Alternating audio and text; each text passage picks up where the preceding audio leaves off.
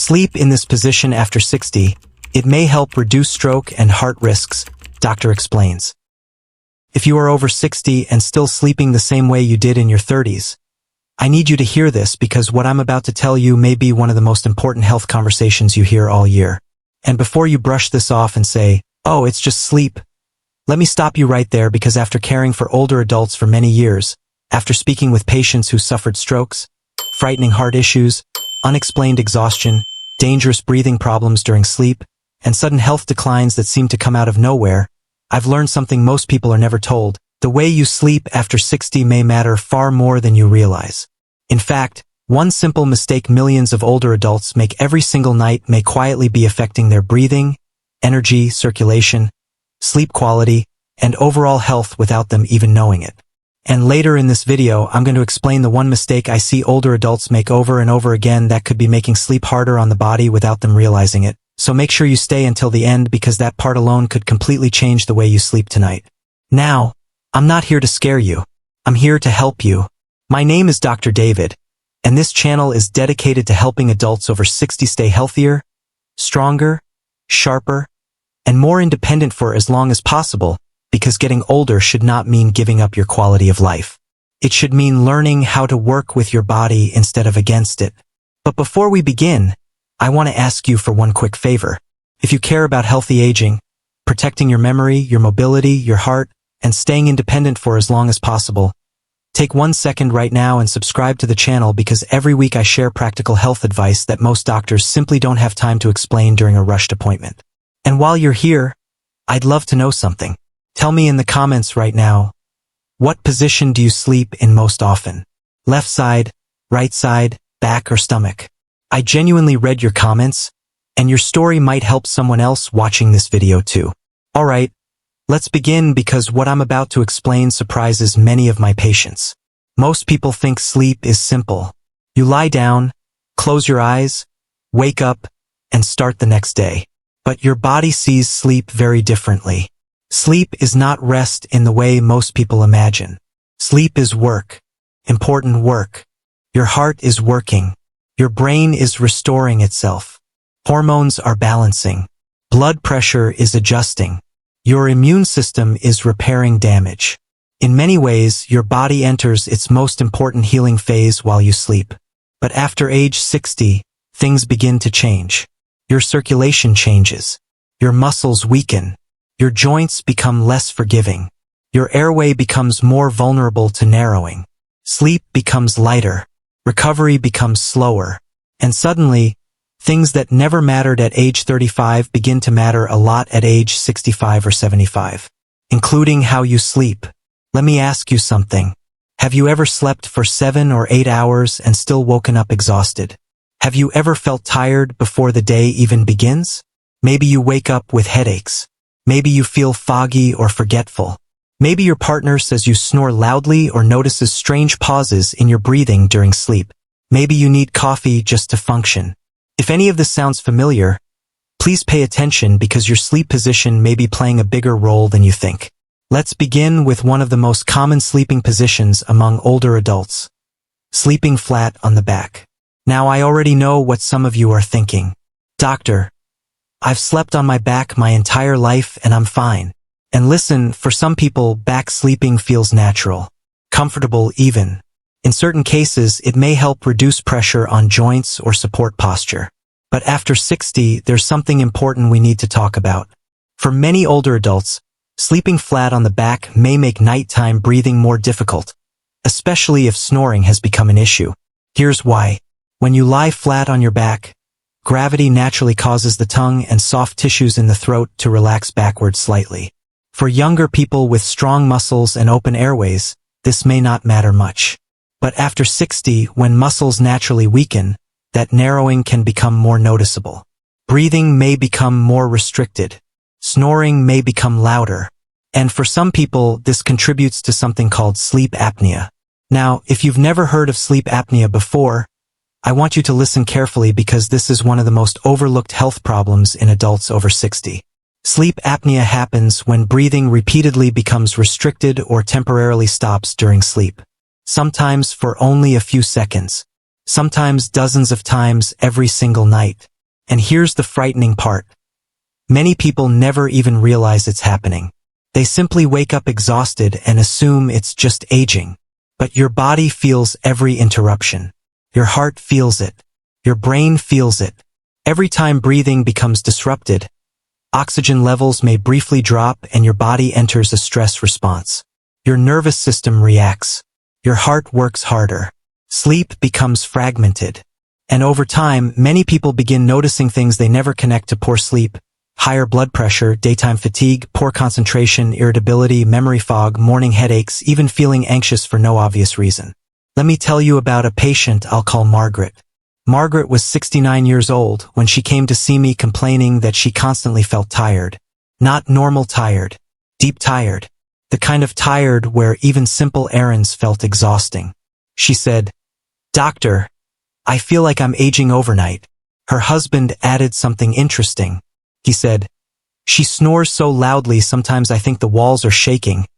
And every now and then, it sounds like she stops breathing." Margaret laughed it off. She thought snoring was harmless. She thought exhaustion was normal after retirement.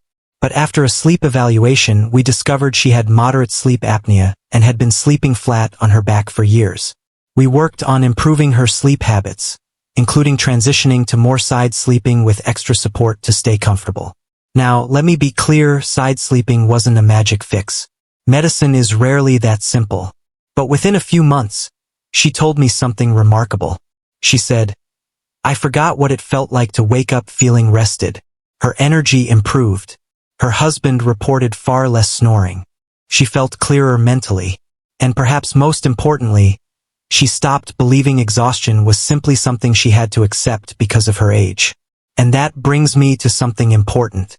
When sleep specialists talk about healthier sleep positions for older adults, one recommendation comes up again and again: side sleeping. Especially for people who snore or struggle with breathing at night. And if you stay with me, because in just a moment I'm going to explain the biggest mistake many seniors make while trying to sleep on their side. And trust me, it's a mistake most people never realize they're making. But first, let's talk about why side sleeping gets so much attention.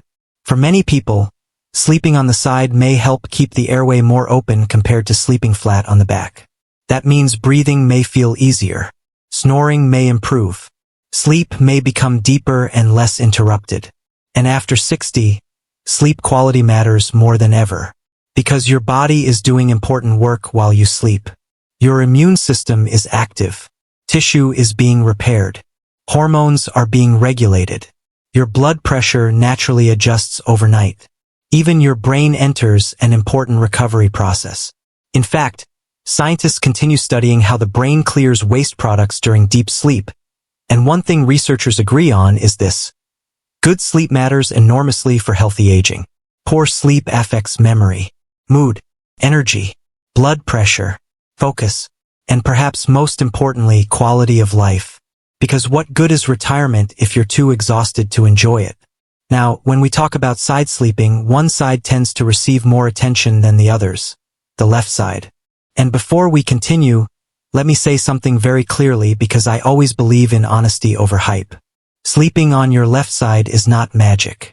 It is not some secret trick that suddenly prevents every health problem. Anyone telling you that is oversimplifying things.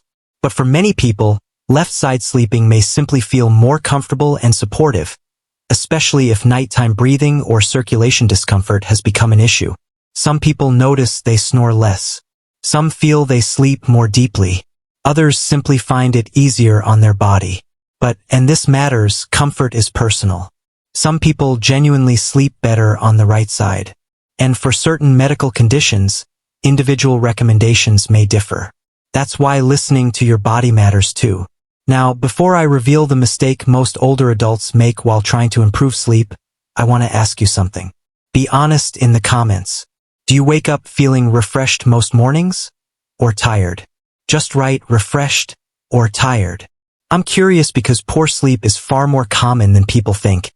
And reading these comments may help others realize they're not alone. Alright, let's talk about mistake number 1.